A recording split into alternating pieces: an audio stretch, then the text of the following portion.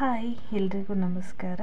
ನಾನಿವತ್ತು ನನ್ನ 6 ತಿಂಗಳ ಮಗುವಿಗೆ ಯಾವ್ಯಾವ ಫುಡ್ನ ಕೊಡ್ತೀನಿ, ಆ ಫುಡ್ನ ನಾನು ಹೇಗೆ ಪ್ರಿಪೇರ್ ಮಾಡ್ತೀನಿ ಅಂತ ನಾನು ಈ ಒಂದು ವಿಡಿಯೋದಲ್ಲಿ ತಿಳಿಸ್ಕೊಡ್ತಾ ಇದ್ದೀನಿ. ಈ ವಿಡಿಯೋನ ಎಲ್ಲೂ ಸ್ಕಿಪ್ ಮಾಡ್ದೇನೆ ಪೂರ್ತಿಯಾಗಿ ನೋಡಿ. ಈ ವಿಡಿಯೋ ಇಷ್ಟ ಆದರೆ ಒಂದು ಲೈಕ್ ಕೊಡಿ, ಕಮೆಂಟ್ ಮಾಡಿ. ಯಾರೆಲ್ಲ ನನ್ನ ಚಾನಲ್ನ ಸಬ್ಸ್ಕ್ರೈಬ್ ಮಾಡ್ಕೊಳ್ದೇನೆ ನೋಡ್ತಾ ಇದ್ದೀರಾ, ಪ್ಲೀಸ್ ಸಬ್ಸ್ಕ್ರೈಬ್ ಮಾಡಿಕೊಡಿ. ನಾನು ಮೊದಲನೇದಾಗಿ ಮಾಡ್ತಾ ಇರೋದು ರಾಗಿ ಸರಿನ ಹೇಗೆ ಪ್ರಿಪೇರ್ ಮಾಡ್ತೀನಿ ಅಂತ ನಾನು ತೋರಿಸ್ತಾ ಇದ್ದೀನಿ. ಒಂದು ಬೌಲ್ ತಗೊಂಡು ಅದಕ್ಕೆ 1 ಸ್ಪೂನ್ ನಾನು ರಾಗಿ ಸರಿನ ಹಾಕ್ಕೊಳ್ತಾ ಇದ್ದೀನಿ. ಅದಕ್ಕೆ ಸ್ವಲ್ಪ ಮಿಲ್ಕ್ನ ಮಿಕ್ಸ್ ಮಾಡ್ಕೊಳ್ತೀನಿ. ನಾನು ಇದನ್ನು ಮನೇಲಿ ಪ್ರಿಪೇರ್ ಮಾಡ್ಕೊಂಡಿರೋದು, ಡ್ರೈ ಫ್ರೂಟ್ಸ್ ಎಲ್ಲ ಹಾಕಿ ಕಾಳು ಮೊಳಕೆ ಕಟ್ಟಿರೋದೆಲ್ಲ ಹಾಕಿ ನಾನು ಮನೇಲಿ ಪ್ರಿಪೇರ್ ಮಾಡ್ಕೊಂಡಿರೋದು. ಇದನ್ನು 1 ಸ್ಪೂನು ಸ್ವಲ್ಪ ಹಾಕ್ಕೊಂಡು ನಾನು ಅದಕ್ಕೆ ಸ್ವಲ್ಪ ಹಾಲನ್ನ ಮಿಕ್ಸ್ ಮಾಡಿಕೊಂಡು ಅದಕ್ಕೆ ಚೆನ್ನಾಗಿ ಮಿಕ್ಸ್ ಮಾಡ್ಕೊಳ್ಬೇಕು, ಯಾವುದೇ ಥರ ಗಂಟು ಬರದೇ ಇರೋ ಥರ. ಆಮೇಲೆ ಅದನ್ನು ನಾವು ಸ್ಟೀಮಲ್ಲಿ ಬೇಯಿಸ್ಕೊಳ್ಬೇಕು. ಈ ರಾಗಿ ಸರಿ ಕೊಡೋದ್ರಿಂದ ಏನಪ್ಪ ಬೆನಿಫಿಟ್ಸ್ ಅಂತ ಹೇಳಿದ್ರೆ, ಈ ರಾಗಿನಲ್ಲಿ ಕಾರ್ಬೋಹೈಡ್ರೇಟ್ಸ್ ಇರುತ್ತೆ. ಸೊ ಹಾಗಾಗಿ ಪಾಪುಗೆ ಬೆನ್ಮೂಳೆಗಳು ತುಂಬ ಚೆನ್ನಾಗಿ ಡೆವಲಪ್ ಆಗೋದಕ್ಕೆ ಹೆಲ್ಪ್ ಆಗುತ್ತೆ. ಮತ್ತು ಡ್ರೈ ಫ್ರೂಟ್ಸ್ಗಳೆಲ್ಲ ಹಾಕಿರೋದ್ರಿಂದ ಬ್ರೈನ್ ಡೆವಲಪ್ಮೆಂಟ್ಗೆ ಇರ್ಬೋದು ಅಥವಾ ಏರ್ ಗ್ರೋತಿಗೆ ಇರ್ಬೋದು, ಮಕ್ಕಳ ಬೆಳವಣಿಗೆಗೆ ತುಂಬಾ ಹೆಲ್ಪ್ ಆಗುತ್ತೆ. ನಾನು ಒಂದು ಸ್ಟೀಲ್ ಪಾತ್ರೆನ ಇಟ್ಬಿಟ್ಟು ಅದರೊಳಗಡೆ ಬೌಲ್ ಇಟ್ಟು ನಾನು ಚೆನ್ನಾಗಿ ಮಿಕ್ಸ್ ಮಾಡ್ತೀನಿ. ಇದನ್ನು ಸ್ಟವ್ ಮೇಲೆ ಇಟ್ಬಿಟ್ಟು ಮಾಡ್ಕೊಳ್ಬೇಕು. ನಾನು ಇದನ್ನು ನೀಟಾಗಿ ಮಿಕ್ಸ್ ಮಾಡ್ತಾ ಇರಬೇಕು, ಯಾಕೆಂದರೆ ಅದು ಗಂಟು ಬರಬಾರ್ದು. ಪಾಪುಗೆ ತುಂಬ ಸಾಫ್ಟಾಗಿ ತೆಳ್ಳಗೆ ಇರಬೇಕಲ್ವ, ಸೊ ಹಾಗಾಗಿ ನೀವು ಮಿಕ್ಸ್ ಮಾಡ್ತಾ ಬರಬೇಕು. ಅದನ್ನು ಮಿಕ್ಸ್ ಮಾಡಿಬಿಟ್ಟು ನೀವು 10 ಮಿನಿಟ್ಸ್ ಸಾಕು. 10 ಮಿನಿಟ್ಸು ನೀವು ಅದನ್ನು ಹಾಗೆ ಸ್ಟೀಮಲ್ಲಿ ಬೇಯಲಿಕ್ಕೆ ಬಿಡಬೇಕು, ಯಾಕೆಂದರೆ ಪಾಪುಗೆ ತಿನ್ನೋಕ್ಕೆ ತುಂಬ ಚೆನ್ನಾಗಿರುತ್ತೆ ಮತ್ತು ಸಾಫ್ಟಾಗಿ ಇರುತ್ತೆ. ಓಕೆನಾ? ನೀವು ಆ ಥರ ನೀವು ಹಾಕಿ ಬಿಡಬೇಕು.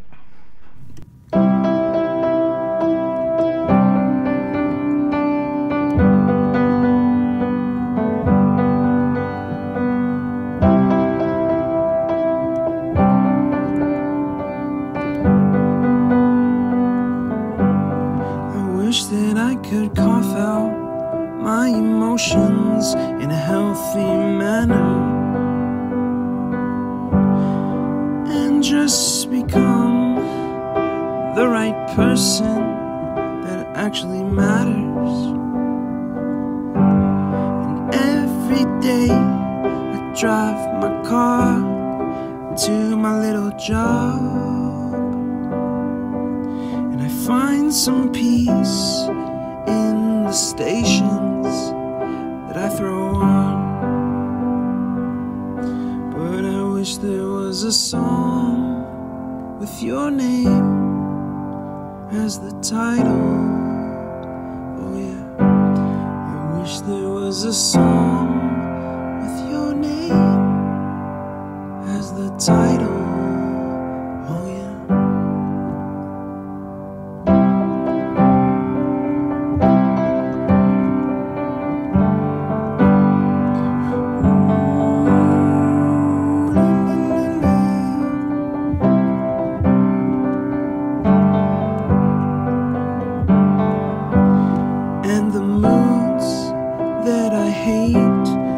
Tend to embrace, wonder why I'm so opposite, I'm so backwards and upside down, I'm such a ಇವಾಗ ಇದು ರೆಡಿ ಆಗಿದೆ.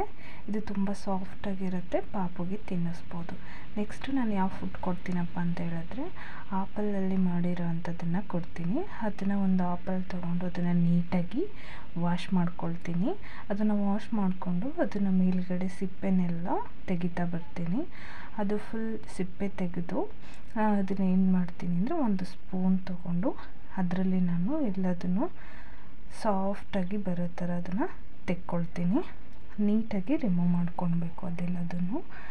ಅದು ಸಾಫ್ಟಾಗಿ ಬಂದಮೇಲೆ ಅದನ್ನು ಒಂದು ಬೌಲ್ ತಗೊಂಡು ನಾನು ಆ ಬೌಲಲ್ಲಿ ಸ್ವಲ್ಪನೇ ಅದನ್ನು ಆ್ಯಡ್ ಮಾಡ್ಕೊಳ್ತಾ ಬರ್ತೀನಿ. ಆಪಲ್ನ ನಾವು ಬೇಯಿಸ್ಬಿಟ್ಟು ಕೊಡಬೇಕು ಪಾಪುಗೆ. ಹಾಗೆ ಕೊಟ್ಟರೆ ಏನಾಗುತ್ತೆ ಅಂದರೆ, ಹಾಗೇನೂ ಕೊಡ್ಬೋದು, ಬಟ್ ಸ್ವಲ್ಪ ಕೋಲ್ಡ್ ಆಗುತ್ತೆ. ಸೊ ಹಾಗಾಗಿ ನಾವು ಏನು ಮಾಡಬೇಕು ಅಂದರೆ, ಅದನ್ನು ಸ್ವಲ್ಪ ಬೇಯಿಸ್ಬಿಟ್ಟು ತಿನ್ನಿಸಿದ್ರೆ ಪಾಪುಗೆ ಯಾವುದೇ ಥರ ಪ್ರಾಬ್ಲಮ್ ಆಗಲ್ಲ. ಸೊ ನಾನು ಹಾಗಾಗಿ ಈ ಥರ ನಾನು ಫುಲ್ ಎಲ್ಲದನ್ನು ಮೇಲ್ಗಡೆ ಸಿಪ್ಪೆ ರಿಮೂವ್ ಮಾಡಿಬಿಟ್ಟು ಅದನ್ನು ನೀಟಾಗಿ ಈ ಥರ ನೋಡಿ ರಿಮೂವ್ ಮಾಡ್ಕೊಳ್ತೀನಿ. ರಿಮೂವ್ ಮಾಡಿ ಒಂದು ಬೌಲ್ ತಗೊಂಡು ಆ ಬೌಲ್ಗೆ ಸ್ಪೂನಲ್ಲಿ ಸ್ವಲ್ಪ ಸ್ವಲ್ಪನೇ ತೆಕ್ಕೊಳ್ತೀನಿ. ತುಂಬ ಸಾಫ್ಟಾಗಿ ಬರೋ ಥರ ನೀವು ನೋಡ್ತಿರ್ಬೋದು. ಈ ಥರ ಮಾಡ್ಕೊಳ್ಳೋದ್ರಿಂದ ಪಾಪುಗೆ ತಿನ್ನೋಕ್ಕೆ ತುಂಬ ಸ್ವೀಟಾಗೂ ಇರೋಲ್ಲ ಮತ್ತು ಫೈಬರ್ ಕಂಟೆಂಟು ತುಂಬ ಕಮ್ಮಿ ಇರುತ್ತೆ ಅಲ್ವಾ. ಪಾಪುಗೆ ತಿನ್ನೋಕ್ಕೂ ಕೂಡ ಚೆನ್ನಾಗಿರುತ್ತೆ, ಯಾವುದೇ ರೀತಿ ಪ್ರಾಬ್ಲಮ್ ಆಗೋಲ್ಲ. ನಾನು ಡೈಲಿ ಬೇಸಿಸಲ್ಲಿ 1 ಟೈಮ್ ಮಾತ್ರ ಕೊಡ್ತೀನಿ. ನಾನು ಈ ಥರ ಸಾಫ್ಟಾಗಿ ಬರೋ ಥರ ತೊಗೊಳ್ತೀನಿ. ನಾನು ರಾಗಿ ಸರಿನ ಮಾತ್ರ 2 ಟೈಮ್ಸ್ ಕೊಡೋದು. ಇದನ್ನು ನಾನು 1 ಟೈಮ್ ಮಾತ್ರ ಕೊಡ್ತೀನಿ ಆಫ್ಟರ್ನೂನು, ಆದರೆ ಈವ್ನಿಂಗು ಯಾವುದಾದ್ರು 1 ಟೈಮಲ್ಲಿ ನಾನು ಕೊಡ್ತೀನಿ. ಇದನ್ನೆಲ್ಲ ಸಾಫ್ಟಾಗಿ ತೆಕ್ಕೊಳ್ಬೇಕು. ಇದನ್ನು ತೆಕ್ಕೊಂಡು ಆದಮೇಲೆ ಇದನ್ನು ಸೇಮ್ ಹಾಗೇ ನಾವು ಬೇಯಿಸ್ಕೊಳ್ಬೇಕು ಸ್ಟೀಮಲ್ಲಿ. ತುಂಬ ಜಾಸ್ತಿ ಇದರಲ್ಲಿ ಬೇಯಿಸಬಾರ್ದು, ಸ್ಟೀಮಲ್ಲಿ ಬೇಯಿಸ್ಕೊಳ್ಬೇಕು. ನೀವು ಈ ಥರ ಮಾಡ್ಕೊಳ್ಬೇಕು. ಅದನ್ನು ಸ್ವಲ್ಪ ತೆಕ್ಕೊಂಡು, ಏಕೆಂದರೆ ಪಾಪುಗೆ ಗಂಟಲಲ್ಲಿ ಸಿಗಾಕೊಳ್ಳೋ ಥರ ಇರಬಾರ್ದು. ತುಂಬ ಸಾಫ್ಟ್ ಅಂದರೆ ಸಾಫ್ಟಾಗಿ ಇರಬೇಕು. ನೋಡಿ ಈ ಥರ ತಗೊಳ್ತೀನಿ. ತೊಗೊಂಡಾದ್ಮೇಲೆ ಸೇಮ್ ಒಂದು ಸ್ಟೀಲ್ ಪಾತ್ರೆ ತೊಗೊಂಡು ನಾನು ಗ್ಯಾಸ್ ಮೇಲೆ ಅದನ್ನು ಇಟ್ಟು ಅದರೊಳಗಡೆ ಬೌಲ್ ಇಟ್ಟು ಅದನ್ನು ಬೇಯಿಸ್ಕೊಳ್ಳೋಕ್ಕೆ ಇಡ್ತೀನಿ. ಇದನ್ನು ಅಷ್ಟೇ ಒಂದು 5 to 10 ಮಿನಿಟ್ಸು ನೀವು ಬೇಯಲಿಕ್ಕೆ ಇಡಬೇಕು. ಓಕೆನಾ?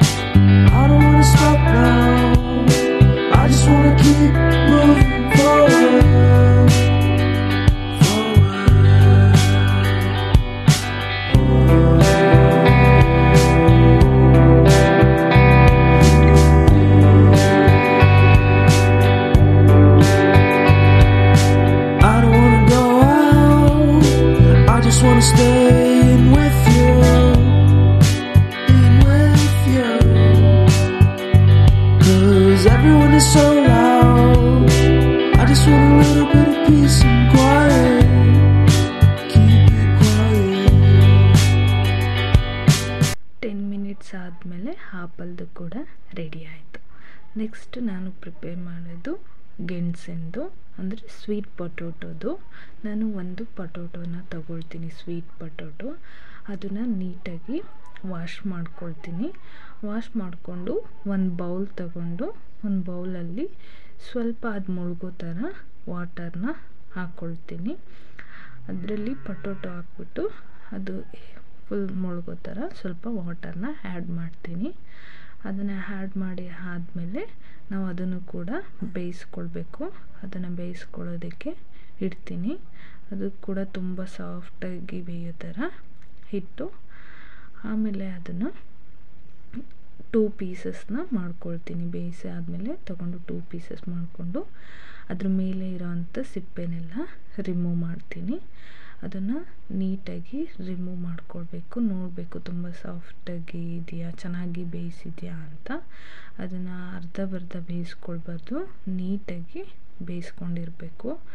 ಅದನ್ನು ಬೇಯಿಸ್ಕೊಂಡಾದ ಸಿಪ್ಪೆನೆಲ್ಲ ನೀಟಾಗಿ ತಗೊಂಡು ಅದನ್ನು ಸ್ಮ್ಯಾಶ್ ಮಾಡ್ಕೊತೀನಿ. ಇದನ್ನು ಸ್ವೀಟ್ ಪೊಟೊಟೊ ಕೊಡೋದ್ರಿಂದ ಏನೂ ಪ್ರಾಬ್ಲಮ್ ಆಗೋದಿಲ್ಲ. ಬಟ್ ತುಂಬ ಜಾಸ್ತಿ ಕೊಡಬಾರ್ದು, ಒಂದು ಲಿಮಿಟಲ್ಲಿ ಕೊಡಬೇಕು. ಅದನ್ನು ನೀಟಾಗಿ ಈ ಥರ ಮಾಡ್ಕೊಳ್ಬೇಕು, ಪಾಪುಗೆ ತಿನ್ಸೋಕ್ಕಲ್ವ. ಸೊ ಅದಕ್ಕೆ ಸ್ವಲ್ಪ ಈ ಥರ ಎಲ್ಲ ನೀಟಾಗಿ ಮ್ಯಾಶ್ ಮಾಡ್ಕೊಂಡಾದಮೇಲೆ ಇದಕ್ಕೂ ಸ್ವಲ್ಪ ಮಿಲ್ಕ್ನ ಮಿಕ್ಸ್ ಮಾಡ್ಕೊಳ್ಬೇಕು. ಪಾಪುಗೆ ನಾವು ಈ ಥರ ಮಾಡಿ ಕೊಡೋದ್ರಿಂದ ಇದರಲ್ಲಿ ಶುಗರ್ ಏನು ಜಾಸ್ತಿ ಇರೋದಿಲ್ಲ, ಓಕೆನಾ. ಇದರಲ್ಲೂ ಫೈಬರ್ ಕಂಟೆಂಟು ಜಾಸ್ತಿ ಇರಲ್ಲ, ಹಾಗಾಗಿ ಏನು ಪ್ರಾಬ್ಲಮ್ ಆಗಲ್ಲ. ಸೊ ಇದನ್ನು ಈ ಥರ ನೀಟಾಗಿ ಮಾಡಿಕೊಂಡು ಇದಕ್ಕೆ ಮಿಲ್ಕ್ನ ಮಿಕ್ಸ್ ಮಾಡಿ ತಿನ್ನಿಸ್ಬೋದು. ನಾನು ಇದೇ ಥರ ಡೈಲಿ ಮಾಡೋದು. ಒನ್ ಡೇ ರಾಗಿ ಸರಿ ಕೊಡ್ತೀನಿ, ಒನ್ ಡೇ ಆಪಲ್ ಕೊಡ್ತೀನಿ, ಒನ್ ಡೇ ಇದು ಸ್ವೀಟ್ ಪೊಟೊಟೊದು ಕೊಡ್ತೀನಿ, ಒನ್ ಡೇ ಕ್ಯಾರೆಟ್ ಮಾಡ್ತೀನಿ. ಈ ಥರ ಡೈಲಿ ಒಂದೊಂದು ಫುಡ್ನ ಪಾಪುಗೆ ಪ್ರಿಪೇರ್ ಮಾಡಿ ಕೊಡ್ತೀನಿ. ನಾನು ಒಂದು 5 to 4 ಮಂತ್ಸಿಂದನೇ ಸ್ವಲ್ಪ ಫ್ರೂಟ್ಸ್ದು ಎಲ್ಲ ಅವಳಿಗೆ ಟೇಸ್ಟ್ ಮಾಡಿಸ್ತಾಯಿದ್ದೆ, ಹಾಗಾಗಿ ಅವಳು ಈಸಿಯಾಗಿ ತಿಂತಾಳೆ. ಅವಳು ಯಾವುದೇ ಥರ ತಿನ್ನೋದಕ್ಕೆ ಏನು ಇದು ಮಾಡಲ್ಲ, ನೀಟಾಗಿ ಯಾವುದೇ ಕೊಟ್ಟರು ತಿಂತಾಳೆ. ಇದು ಕೂಡ ರೆಡಿ ಆಯಿತು. ನೆಕ್ಸ್ಟ್ ನಾನು ಒಂದು ಬೌಲಲ್ಲಿ ಒಂದು 4-5 ಬಾದಾಮಿನ ನೈಟು ನೆನೆಯೋದಕ್ಕೆ ಇಟ್ಟಿರ್ತೀನಿ. ಅದನ್ನು ಮಾರ್ನಿಂಗು ಒಂದು ಬೇರೆ ಬೌಲ್ ತಗೊಂಡು ಅದಕ್ಕೆ ಸ್ವಲ್ಪ ನೀರನ್ನ ಹಾಕ್ಕೊಂಡು ಅದನ್ನು ವಾಶ್ ಮಾಡಿ ತಗೊಂಡು ಅದು ನೀಟಾಗಿ ನೆಂದಿರುತ್ತೆ ಅಲ್ವಾ, ಸೊ ಅದನ್ನು ಮೇಲ್ಗಡೆ ಸಿಪ್ಪೆನೆಲ್ಲ ರಿಮೂವ್ ಮಾಡ್ಕೊಳ್ತೀನಿ. ಅದನ್ನು ನೀಟಾಗಿ ತೆಕ್ಕೊಳ್ಬೇಕು. ನಾನು 1-2 ತಿಂತೀನಿ ನೆನೆಸಿಟ್ಟು ನೈಟು. ಅದನ್ನು ಮಾರ್ನಿಂಗು ಪಾಪುಗೂ ಕೂಡ ಒಂದು 3-4 ಇಟ್ಕೊಂಡು ಅದನ್ನು ಸಿಪ್ಪೆ ಎಲ್ಲ ತೆಗೆದು ಅದಕ್ಕೆ ಸ್ವಲ್ಪ ಮಿಲ್ಕ್ನ ತಗೊಳ್ತೀನಿ. ಮಿಲ್ಕ್ನ ತಗೊಂಡು ಅದನ್ನು ತೆಗೆದ್ಬಿಟ್ಟು ಅವಳಿಗೆ ತಿನ್ನಿಸ್ತೀನಿ. ನಾನು ಯಾವ ಥರ ಅಂತ ತೋರಿಸ್ತೀನಿ ನೋಡಿ. ಈ ಥರ ನೀಟಾಗಿ ಕಂಪ್ಲೀಟಾಗಿ ನಾನು ಅದನ್ನು ಸಿಪ್ಪೆ ರಿಮೂವ್ ಮಾಡ್ಕೊಳ್ತೀನಿ. ಈ ಥರ ಮಾಡ್ಕೊಳ್ಬೇಕು. ನೈಟು ನೆನೆಸಿಟ್ಟಿದ್ರೆ ನೀಟಾಗಿ ಚೆನ್ನಾಗಿ ಬರುತ್ತೆ ಅದು ಸಿಪ್ಪೆ ತೆಗಿಯೋಕ್ಕೆ. ನಾನು ಒಂದು ಕೈಲಿ ಕ್ಯಾಮ್ರಾ ಹಿಡ್ಕೊಂಡು ಇನ್ನೊಂದು ಕೈಲಿ ತೆಗಿತಾ ಇದ್ದೆ, ಸೊ ಹಾಗಾಗಿ ಈ ಥರ ಆಗಿದೆ ನೋಡಿ. ಈ ಥರ ನೀಟಾಗಿ ಸಿಪ್ಪೆನ ತೆಗೆದು ಮತ್ತು ಒಂದು ಇದು ಬರುತ್ತೆ, ಇದು ನಾನು ಕಲ್ಲಿಂದಿದ್ದು, ಅದನ್ನು ನೀಟಾಗಿ ವಾಶ್ ಮಾಡಿಕೊಂಡು ಅದ್ರ ಮೇಲೆ ಸ್ವಲ್ಪ ಮಿಲ್ಕ್ ಹಾಕ್ಕೊಂಡು ಇದನ್ನು ನೀಟಾಗಿ ತೆಯ್ಕೊಳ್ಬೇಕು. ಅದು ಪಾಪುಗೆ ತಿನ್ಸೋಕ್ಕೆ ತುಂಬ ಸಾಫ್ಟಾಗಿ ಬರುತ್ತೆ. ಅವಳು ಸುಮ್ಮನೆ ಹಿಂಗೆ ನಿಕ್ಸಿದ್ರೆ ಸಾಕು, ಹಾಗೆ ತಿನ್ಕೋತಾಳೆ. ಇದನ್ನು ನೀಟಾಗಿ ಈ ಥರ ಮಾಡ್ಕೊಳ್ಬೇಕು.